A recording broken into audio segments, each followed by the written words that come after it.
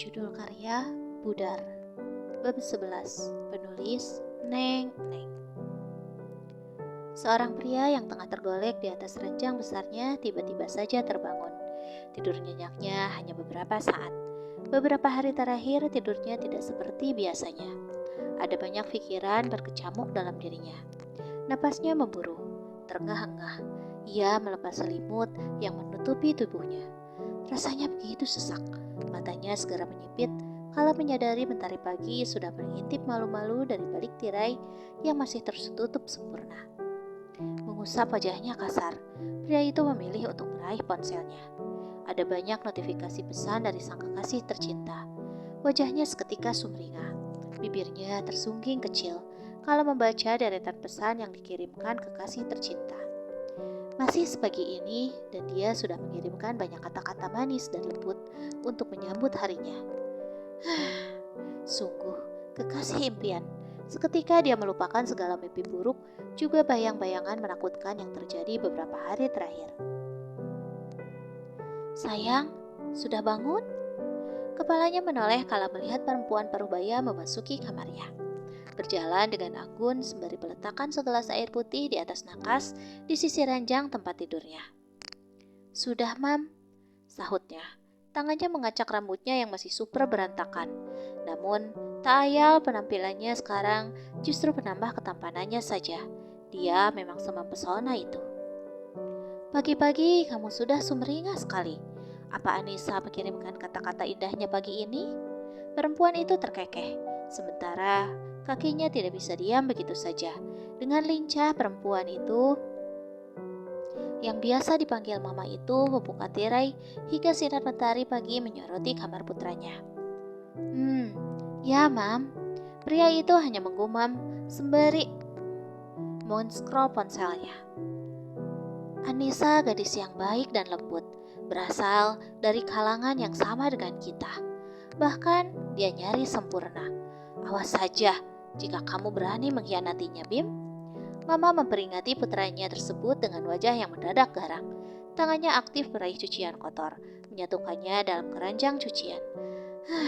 Di rumah ini memang ada banyak pelayan, namun wanita itu selalu melakukan semua yang berhubungan dengan pribadi anak dan suaminya, selalu dengan tangannya sendiri.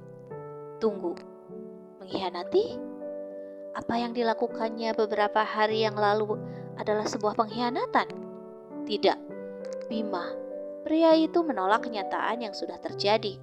Dia pikir semua yang sudah terjadi antara dirinya dan si gadis beasiswa itu bukan kesalahannya. Di pesta ulang tahunnya tempo hari, dia tidak sengaja mabuk parah, hingga membuatnya harus menuntaskan apa yang mengganjal dalam tubuhnya. Dia meminta kekasihnya untuk pulang duluan karena tidak ingin menyakitinya. Sementara untuk memenuhi hasratnya, untuk pertama kalinya, dia menarik seorang gadis yang tengah berjalan di lorong hotel seorang diri, melampiaskan keinginannya tanpa 100% disadarinya. Bima tidak bersalah karena siapa suruh gadis itu berjalan di tengah malam seorang diri di tempat yang sunyi. Bima tidak salah karena dia tidak sengaja dan tidak ingat. Bima tidak salah karena dia berjanji akan bertanggung jawab. Meski dia sendiri bingung, tanggung jawab seperti apa yang akan dia berikan pada gadis itu. Menikahinya? Yang benar saja, kasta mereka berbeda. Lagi pula, apa kata orang tua dan kekasihnya Anissa? Dia sangat mencintai Anissa dan tidak ingin kehilangannya. Pantang baginya membuat Anissa kecewa. Lantas, bagaimana dengan nasib Dandelion? Bima tidak tahu. Memberikannya sejumlah uang mungkin sudah cukup. Ya, begitu saja. Uang pasti akan membungkam mulut Lily. Gadis manis yang beberapa hari setelah kejadian hari itu terlihat begitu lemah dengan wajah datar dan dinginnya. Rasa bersalah Bima? Mimpi-mimpi buruknya? Biarkan saja. Seiring berjalannya waktu, perasaan itu pasti akan hilang. Pasti. Bib, bagaimana persiapan keberangkatanmu ke luar negeri nanti? Suara papa saat mereka tengah melakukan sarapan terdengar menginterupsi. Bima menghentikan kunyahannya, melirik papa yang duduk di sampingnya. Aman, Pah. Semuanya sudah diatur. Bima menjelaskan, membuat Mama dan Papa tersenyum bangga. Jangan macam-macam ya Bim, kamu satu-satunya harapan Papa. Jaga sikap dan tingkahmu, jaga marwah keluargamu. Bima menghentikan kunyahannya, sedikit termenung, lantas kemudian mengangguk, meski sedikit ragu. Kami sudah sepakat, 1 minggu sebelum kamu pergi ke luar negeri, kamu akan menikah dulu dengan Anissa. Mama tidak mau, nanti di luar negeri sana, kamu bisa terjerat nafsu setan. Lebih baik kamu halalkan saja dulu Nisa. Tidak apa-apa, jangan dulu diadakan resepsi megah, akad saja dulu. Yang penting, kalian sudah halal meski tinggal bersama nanti. Jelas Mama antusias dan diangguki oleh Papa. Bima sempat terdiam beberapa saat sebelum akhirnya dia mengangguk juga. Pernikahan ini bukan hanya semata-mata karena Bima dan Anissa saling mencintai, namun juga banyak hal yang akan terjadi setelah pernikahan ini terlaksana. Di antaranya, persatuan 2 perusahaan besar dan semakin eratnya hubungan persahabatan antara kedua orang tuanya Bima dan kedua orang tua Anissa. Bima tidak bisa membuat semuanya hancur begitu saja. Jaga diri kamu baik-baik, Bim. Kamu masih dalam fase remaja. Kamu bisa saja melakukan hal-hal yang akan merugikanmu di masa depan. Ingat, jangan kecewakan kami. Iya, Pak. Suasana sekolah pagi ini cukup lengang. Pagi ini Bima sengaja berangkat lebih awal hanya karena dia ingin memastikan satu hal. Tidak, Bima tidak bisa diam saja tanpa bicara sepatah kata pun kala melihat gadis yang sudah dinodainya kini menatapnya dengan tatapan benci. Tatapan malu-malu dan senyum tipis yang sering Bima lihat kini hilang. Bahkan Bima dengar katanya gadis itu pernah beberapa kali dikeluarkan dari dalam kelas hanya karena tidak fokus pada pelajaran.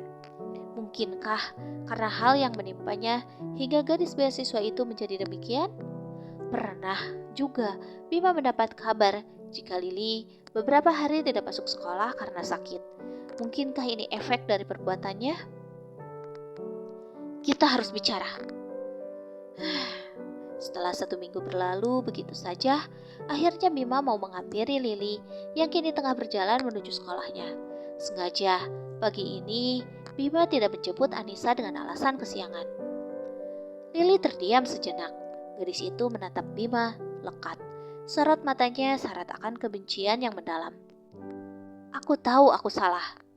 Bima membuka suara saat mereka sudah berada di dalam mobil yang terparkir lumayan jauh dari lokasi sekolah. Hari masih pagi, masih ada 30 menit lagi untuk masuk sekolah. Sementara Lili, gadis itu menurut saja. Kala Bima memintanya untuk masuk mobil dan mengajaknya bicara.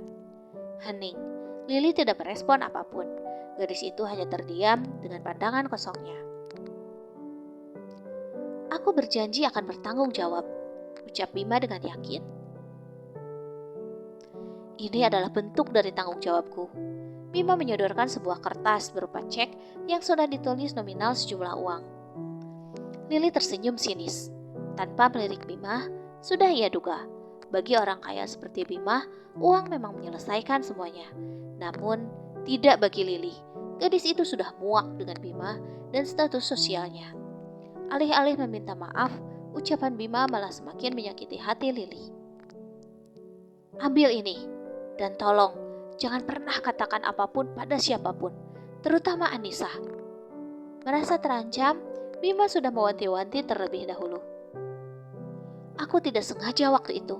Aku mabuk berat. Aku tidak ingin menyakiti Anissa. Dan itu sebabnya aku menaruh dirimu. Lalu... Menjijikkan.